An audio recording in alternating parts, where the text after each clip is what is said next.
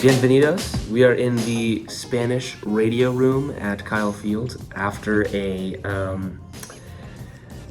dejecting performance, to say the least. I could tell you were cycling through like 7 different words in your head, and that was the one that came out. It's a good one. That was the most camera-friendly word that came to mind after about a few that weren't cycled through. Dejecting performance, as I look at the scoreboard here at Kyle Field, 41-10 from the rampant Texas A&M Aggies over the lowly Missouri Tigers after a game that was really defined by the first half and just really can be defined by a slow start finally getting to this team and biting them.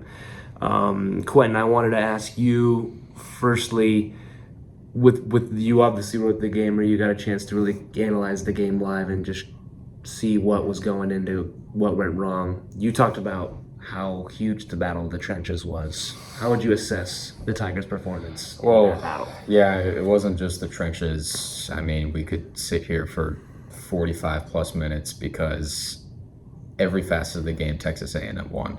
I have a very hard time finding even a very small part of the game where Mizzou was better than Texas A&M today.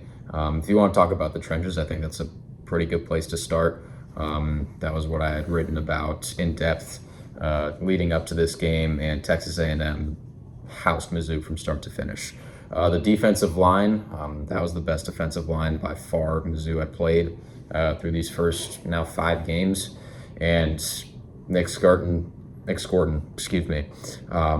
2.5 tackles for loss, a sack and a half. The interior was dominant. They were generating a lot of pushback on Mizzou's offensive line that got called for a couple of penalties, namely the ineligible man down the field that wiped away a 75-yard touchdown throw to Luther Burden earlier in the game. That was a real momentum swing. And then on the other side of the ball, Connor Weigman looked comfortable all afternoon. He was not the expected starter, at least in Mizzou's eyes, leading up to this game, even though Mike Elko said on Monday that Connor Weigman was going to be a game-time decision. Weigman looked super duper comfortable, 18 of 22 passing for 276 yards and a few big-time scrambles. Gap integrity from Mizzou's defensive line was really, really poor. Weigman and Le'Veon Moss and Amari Daniels had wide open running lanes. It was kind of reminiscent of what Mizzou had been experiencing over the first 4 games. Their rushing attack, it was rendered almost almost useless at a certain point when Mizzou was down enough early on, but they weren't able to generate much on the ground. And then obviously, again, the game script really flipped in the direction of they had to pass. And so it was an avalanche of things. I don't think any one thing was the deciding factor because, once again, it was a lot that went wrong for Mizzou today here at College Station. Yeah, just to follow up on that, I think one thing that was really telling was how adamant that Drinkwitz was in the Tuesday presser that Marcel Reed was going to play. They're never going to admit something like that after a game like this, that, they might have had their eyes too much on one quarterback and not the other. But it really did seem like it, the way he was talking, that, no, as far as I'm concerned, that's their quarterback. He's 3-0. That's their quarterback. That's what we're preparing for. They've modeled the offense around him. It really felt like they weren't preparing for what Weigman brought to this offense. And it showed. 18 to 22, 276 yards. I mean, he threw 3 passes in the entirety of the second half. And when your quarterback only has to throw 3 passes in the second half because of how good it went in the first half, it's a pretty good day at the office. And to your mention about gap integrity, I think a lot of that can be chalked up to they were so desperate to get pressure on the quarterback that the psyche was just gone. The haphazardness prevails in that kind of situation because you're just thinking so much about, we got to get in the backfield. They got to get back there. Johnny Walker Jr. talked about this week how important it is to get back there. And I feel like that importance was placed too much when you go down in the game and you lose things like that and you go too hard on it in that sense. And to speak about penalties bringing plays back, there's going to be Mizzou fans out there that talk about the momentum or how it's a big deal that they didn't get a 4th and 2 at the start of the game, or how it's a big deal that a touchdown was called back, or it's a big deal that there was a late pass interference call in the first drive for Texas A&M. But really, to me, it's not a big deal, because the big deal really is how dejected those penalties made Mizzou feel. And that's a testament to coaching, that's a testament to mindset, that's a testament to a lot of things about this team, and it's not a good thing. They clearly let those things bring them down. They clearly let the scoreboard affect them. You could see a lot of the time their players looking up and looking at the scoreboard. They may not, and again, a football team is not going to be very keen to admit those kind of things after a loss like this, but it was just a fact that those things, including the crowd, played a huge factor into the psyche of this team. They talked about third down execution being a huge, huge factor going into this game, and my goodness was it, because they didn't do it very well. There was a point in this game where Mizzou was 0 for 6 on third down, and A&M was 7 for 9. And A&M was very good at even producing plays on first and second down, to the point where the third down conversion rate really wasn't that big of a factor. You could look at the third down conversion rate and say, oh, they had a very good third down conversion rate. But the fact of the matter is they got chunk plays on first and second down, and Mizzou flat out did not. They were put in third and long situations all the time. To that aspect, Quentin, I'll follow up with asking you, how bad does this look for this team? What can they do forward to regroup from this? And what can they learn from a game like this? Because there's a lot. Yeah, not the best look, especially because they were thought of as a college football playoff contender. Yeah. They're ranked in the top 12 preseason, and I understand that they were underdogs entering today, and I don't think they have not, even leading up to today, before this game, had not been playing like the not best team in the country. No. I think that ranking was a lot of preseason expectations still hanging around. In terms of how they can bounce back, Christian Williams, Theo Weiss, and Eli Drinkwitz said very similar things in the presser. Move on. Don't dwell. Don't live in the past. They offered that as an option. Drink said the team has one or two options. They can dwell in the past, they can sulk, they can let their sorrows bog them down, or they can learn and they can move on. I think losses like these test leadership. I think a big reason why Mizzou experienced so much success last season is because when they got down, they were able to bring themselves back up. And that was because of guys like Darius Robinson. That was because of guys like Cody Schrader. That was because of guys like Chris Abrams-Drain, Ennis Rakestraw, Jalen Carlisle, who were clearly able to uplift their team, especially out of the mud in games like Kentucky, in games like Florida, in games like Kansas State, where Mizzou got punched in the mouth a handful of times, but they were able to rebound. Leadership is tested in games like these. Next week against UMass, I don't know if that'll count as a true rebound opportunity. Now, look, if they go out and dominate something like 65-7, great. That'll be good, because they would have taken care of business. But in the games following, Auburn, Oklahoma, Alabama, I think that's where that mental fortitude is really going to be tested. And so I'm curious to see how they bounce back.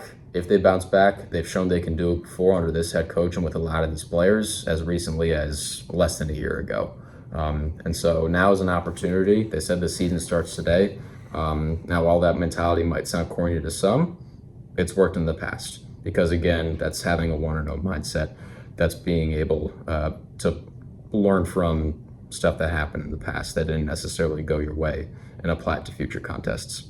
Yeah, and I want to talk about mentality. One play that I thought really reflected how dejected this team was there was a late hit on Brady Cook after a false start call. 2 straight false starts. Crowd was going crazy. I think it was 31-7 at this point. Mizzou was looking to, maybe claw back in the game a little bit, or at least have a moral victory of sorts in the second half. And Brady Cook was shoved after the play, and there was not one single player that, and this was pointed out by a former Missourian writer, Wendell Shepard, not one single player came and stood up for their quarterback in that moment. And that is kind of just a situation where, and maybe in a game, a close game, or maybe in a game where Mizzou's in the lead, you might see players coming in and backing their guy. And this team's mentality is going to be tested. You talked about leadership. I even wanted to bring up those guys after losses, because the team, not only did they bounce back within games, they bounced back after losses. They bounced back hard after the LSU game. They said that they were going to go in and win every game after this, after they lost to Georgia, and they did exactly that. So can they bounce back? Because this is a loss that really ranks highly up there for Mizzou fans, considering the expectations going into this game. And it being the first true road test. What I can take away from this game is, we talk about UMass coming forward next. Do I think that's the best way to bounce back? No, but it's what they have at their disposal. You would maybe like to see this team go up against an SEC opponent and prove that they can actually be the team that they are against them. Because realistically speaking, will a team think that they have it back after a big win, even a huge win against a team like UMass? Probably not. They really are, but they have to make sure to not look forward to a game like Auburn, because that's also what, maybe can get you in a situation like this, looking forward. And usually we have a portion of these where we talk about the positives and negatives.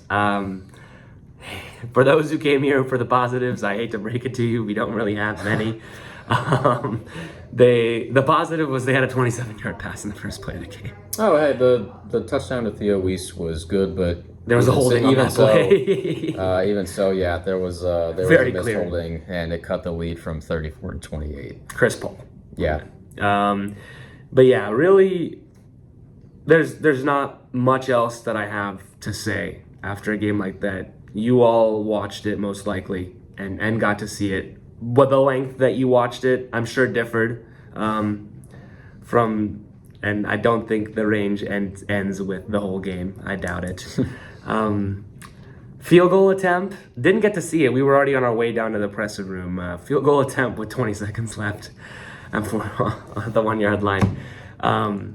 There were some people that probably cared about that, over-unders and whatnot. I don't know. If you had an alternate Mizzou plus 32.5. Huge. Big Very if big. True. Very big. So with that, for me and Quentin Corpio, is there anything else you want to say about this game? I think the greatest positive from today, for Mizzou's sake, is if they use it to propel themselves to a 10-win season. People had this game as a loss. I tabbed this game as a loss before the season. I stuck with it before the week.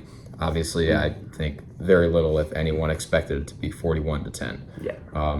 And gut check games happen all the time, even to really good teams. We've seen it a lot in college football already this year, and it's only week 5. I mean, Vanderbilt was just up 13-0 on Alabama, who experienced the roller coaster of all roller coasters the week prior against Georgia. Yeah.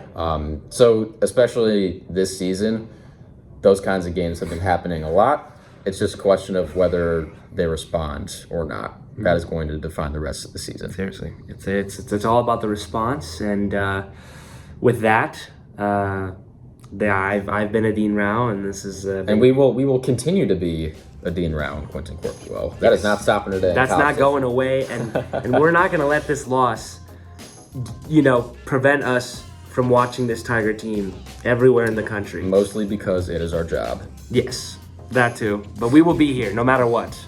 Quote, except next week in UMass. We will not be there. We will not be in Amherst. Everywhere else we're going to be. But with that, adios from the Spanish radio room at Kyle Field, and thank you guys, as always, for tuning in. Thank you, everyone, for tuning in to Rock M Radio, a proud partner of Fans First Sports Network. Rock M Radio is the official podcast network of Rock M Plus, a new and exciting subscription service provided by me and the other voices of Rock M Radio. Please take a few moments to head over to rockm.plus and sign up for an account today. The cost is only $5 a month, and the benefits include access to our live podcast, a subscriber-only message board, weekly newsletters, and more. If you enjoyed this episode of Rock M Radio and would like to see more just like it beamed directly into your personal device, make sure to click the subscribe button below and tell your friends. Our podcast feed is available through the Apple Podcast app for iPhone, Google Podcasts app for Android, whatever app you listen to your podcast. You can also find Rock M Radio on Spotify. If you're looking for a podcast about your favorite team that is not the Missouri Tigers, Fan First Sports Network is your answer. A full podcast network loaded with the team-specific podcasts covering Major League Baseball, the NFL, NHL, NBA, MLS, and more. And we'll be back with more episodes of Rock M Radio coming to you soon.